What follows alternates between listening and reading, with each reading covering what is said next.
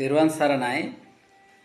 අපි දැන් මේ සාමාන්‍ය සම්මුති වශයෙන් අපි දන්න දෙයක් තමයි මේ සාමාන්‍ය මහා සමාජයේ හිතන විදියක් සහ බලාපොරොත්තු වෙන විදියක් තමයි කෙනෙක් බොහොම බිම්බලාගෙන බොහොම හිමීට අපි කියන්නේ සංවරශීලීව කියලා නිකන් අර ඒක ඒ ඇත්ත සංවරය ඒක නෙමෙයි. බිම්බලාගෙන හිමීට ඕම අර ස්ලෝ මෝෂන් ඕම යනවා බිම්බලාගෙන. ඇස් අඩවන් කරගෙන එහෙම යනවා. ඒ එහෙම යන්නේ Tamanට තමන් විශ්වාස නැති කෙනා. තමන්ගේ හිත තමන් තේරුම් නොගත්ත කෙනා එහෙම යන්නේ.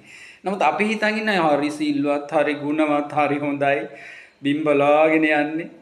ඒ තමයි අපි පැවැත්ගෙන ආපු විදිය. ඒ සම්ප්‍රදාය තුල අපිට ගෙනාවු පණිවිඩේ මනුස්සට. එහෙම කෙනා සංවරයි, සිල්වත්, ගුණවත්. අපි කියන්නේ ඒ කියප එක අනුසෝතගාමි. අපි කියන්නේ පටිසෝතගාමි. ඒක අනිත් පැත්තට තියෙන්නේ. ඔගේ ඇත්තටම හිත තේරුම් ගත්ත කෙනා සංවර කෙනා හොඳට වටපිට බල යන්නේ. වටපිට බල බලන්න ඕනවා බල දැක. ඒ අය දන්නවද? එයාට මේ හංගන්නවත් හැංගෙන්නවත් දෙයක් නැහැ. එයා මේක තේරුම් අරන් ඉන්නේ. තේරුම් ගත්ත කෙනා ඇහැට දකින රූපෙට බය නැහැ. කනට ඇහෙන සද්දෙට එයා බය නැහැ.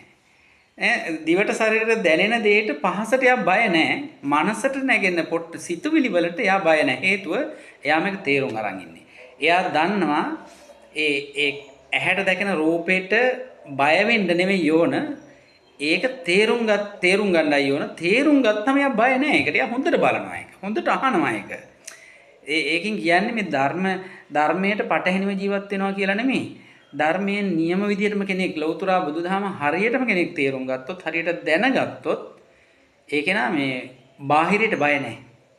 එයා වඩාත් සැලකිලිමත් වෙන අභ්‍යන්තරය ගැන. එයාගේ දැන් අපි චක්කු විඥානේ, සෝත විඥානේ, ගාන විඥානේ, ජීවා විඥානේ ඒ විඥානයන් පිළිබඳ ඒ දේවල් දැකපුවාම දැන් ඇහැට රූපයක් දැකපුවාම ඒ රූපයත් අතර ඇති වෙන සිතිවිල්ල ඒ හරහා හැදෙන සිතිවිල්ල තේරුම් ගත්ත කෙනා රූපේ බලන්න බය නැහැ. රූපේ දකින්න අර සමහර විට මේ එළියේ කෙනෙක් බලනවට වඩා මේක තේරුම් ගත්ත කෙනා විනිවිද දකින්න ඒ රූපේ. විනිවිද දැකීම තුලමයි ආදීනවය තේරෙන්නේ.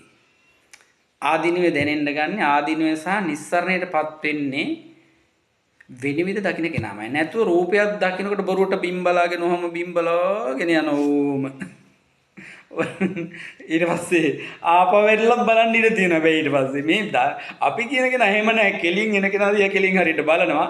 නමුත් ඇතුළ තේරුම් අරන් තියෙන්නේ. ඒන සිතිවිල්ලේ ස්වභාවය තේරුම් අරන් තියෙන්නේ. හේ කිසි දෙයකට බය නැහැ. ඒ නිසා අපි අද දැනුම් දෙන පණිවිඩය තමයි එහෙම බිම් බලාගෙන නිකන් හොරහැම් බලාගෙන නිකන් ඕනට වඩා සංවරකම් පෙන්නගෙන සිල් පෙන්නගෙන නිකන් ස්ලෝ මෝෂන් කවුරු හරි යනවා නම් පරිස්සම් වෙන්න ඒගොල්ලන්ගේ. කෙලින් බලලා කෙලින් කතා කරලා ඒ අදහස් ගනුදෙනු කරනවා නම් යම් කෙනෙක් ඇත්තටම අපිට තියෙන අත්දැකීමුත් එක්ක එයා විශ්වසනීයයි. එයා පටිසෝතගාමි. ඒ නිසා අද අපි දෙන පණිවිඩය තමයි මේවා තේරුම් ගන්න ඕන අපි. මේවා තේරුම් ගන්න ඕන. ඒ නිසා බුදුහාමරන්ගේ දේශනාවේ විදිහට නම් මේ සීලය, ප්‍රතිපත්තිය, ගුණධර්ම මනින්නේ බාහිර ක්‍රියාකාරකම් වලින් නෙවෙයි.